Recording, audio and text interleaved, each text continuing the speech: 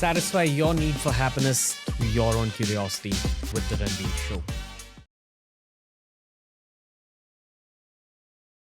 Are you always in sync with the updates in economic policy of the current government?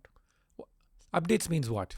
In terms of if there are economic reforms coming up, is it your job to keenly observe Yeah. for the sake of your actual professional job? Yes. It is, right? Yes, of course.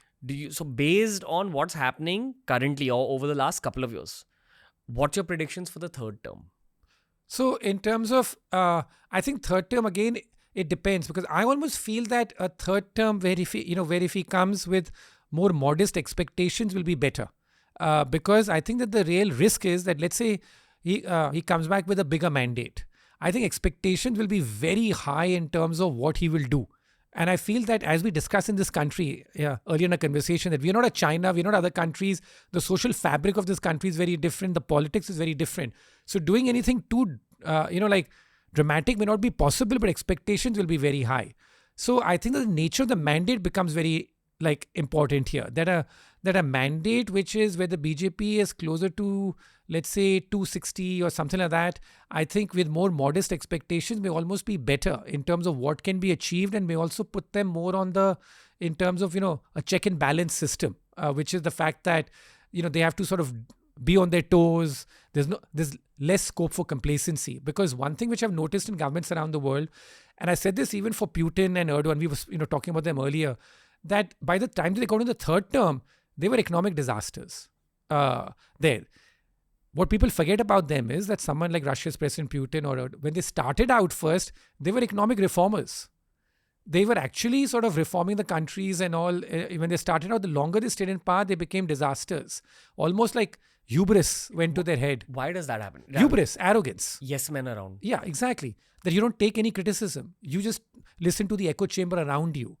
In terms of anyone, even here in this country, that risk is there, which is that anyone who speaks against the government or someone is seen as anti-national, someone who needs to be trolled, someone who needs to be instantly discredited without trying to go that, okay, what is the message? Now, it is true that there are many people, no matter what this government does, who are going to say negative things about it. Understood. The government, remember, has all the power. They should be interested in the message, not always in shooting the messenger. So in Russia, what happened was, and I'll tell you about this anecdote in Russia, which you may sort of find interesting to hear. So I was, as you know, my job is to invest across countries. And I always, I used to invest in Russia as part of my overall profile. And I'm also a writer. Now, I had met Putin as part of, a group of investors. We had met him when he'd come to New York. In his early days, in the early 2000s, he come. And when Putin would come to New York and meet us, I, in fact, was impressed. I thought that, Russia had gone through this complete chaos in the 1990s when it disintegrated. The Soviet Union disintegrated. Russia went through complete chaos. So I was very sort of, in terms of impressed that Putin's trying to come there and put stability. He cut taxes. He appeared very business friendly. And his basic deal was that, listen, you businesses, you keep out of politics and you can go do what you feel like. I'm there to create an environment which is good for you and to put this country back together after the disintegration that took place in the 1990s. So many all very impressive and stuff like that. Then in the 2000s, and the Russian economy also did quite well. The commodity boom happened. It's a big commodity exporter, oil exporter. It did all very well. Then as the commodity prices began to sort of, not go up too much, but by 2010, also the Russian economy seemed to be running out of steam. It was not doing that well and things like that. Nothing too perilous, but not doing that well. So I was going to Moscow to attend a conference, and I got a call from people who were hosting the conference that even Putin is going to be there at the conference.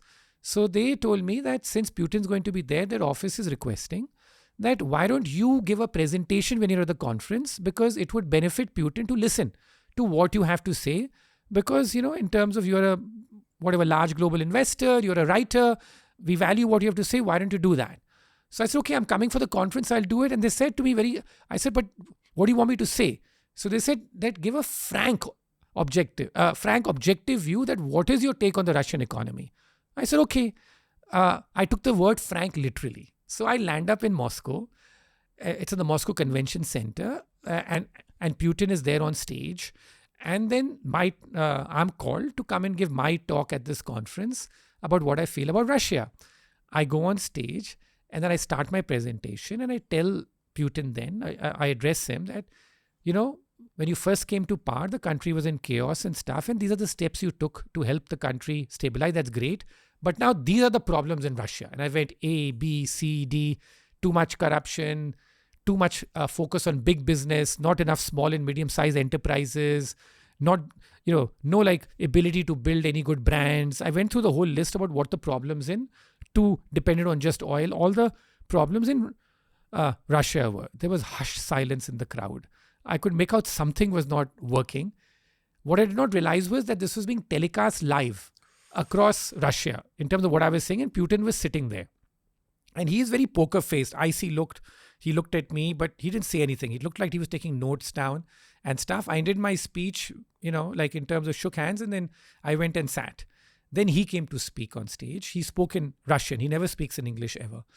And I was hearing the translation. It seemed as if it was okay. He referred to my speech once or twice and said that he pointed this out, and I guess we should take care of this and all that. But I could make out my conference organizers were not happy at what had happened. I went back to my room and I slept then in the evening. Next morning, I was woken up by my office in New York. With those days I was working at Morgan Stanley, and I was called by one of the top people at Morgan Stanley saying, "What have you done?" I'm like, "What have I done?" He said, "Haven't you read the Russian newspapers this morning?" I said, "No, I've not read. I don't read Russian. What happened?" So they said that Putin has, the press there is controlled all by Putin and his people, the Kremlin press, and they have really attacked you. They've really said that who is this guy who's come here to, spoil the party and stuff. Clearly, they were directed to go after me. And in terms of all the Morgan Stanley people were concerned that their business in Russia, whichever they had, would get destroyed because I had gone out and spoken so candidly, frankly, like the word to use. So I was advised then you should leave Moscow. Or else? No, they said just advise, just go. By the internal people, the Morgan Stanley people telling me. So I left Russia and then I've not gone back since then. Again, it showed me how much this guy had changed.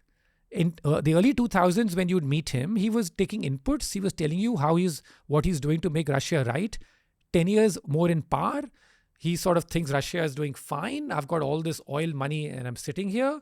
And who is this guy who's come here and telling me in terms of what I should do and what's wrong with this economy? And the whole system had been created where anybody who speaks against Russia or speaks against, even if I'm not speaking against, I'm giving feedback.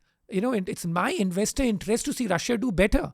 But because I said all this, I've been completely blacklisted, and no matter what happens, I don't want a similar ecosystem to be created in India, where if you say something or you do something very, very frankly, you are going to be instantly targeted for being anti-national, for being this. I think that's what I don't want to see happen in a Modi third term.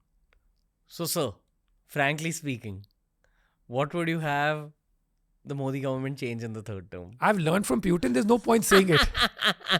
Because they won't listen anyway. So what's the point for me to say it? But you have a bunch of changes in your head. No, meaning that I have a rough template that any government should keep on privatizing more, should sort of give more, economic freedom to its people, should not be in the business of running so many industries that they have. I mean, just look at in this country also in terms of how many industries, like what I call privatization by malign neglect, which is that you sort of don't privatize it, but those industries anyway sort of, fall, and you finally sell in Air India at some, at some bankrupt type valuation. I don't want that kind of stuff to happen. But so yes, of course, I've got sort of things at ABC, but that's based on my international experience. But no one ever asks me for advice, and I never give advice because I feel that nobody really wants to listen. They will do exactly what they want to do. That's my reading of not just here, but most countries in the world. If I were the PM, you'd be my CEA. Yeah, right. And my first conversation with you would be, tell me where I'm going wrong. Because there's no way that one human being could know everything about the details of economic policy. Yeah. right? Yeah, I mean, like, I think so, but as I said, that I don't know in terms of that how well it is received. I just don't know. I don't meet politicians in this country one on one. I meet them when I go on my election trip groups. But so I don't meet policymakers one on one. Partly because I feel it affects my objectivity, because I'm not able to write then freely about it once you get too close to your subject. If you enjoyed today's clip, make sure you check out these curated playlists that we've made especially for you related to the subject that was spoken about in this clip.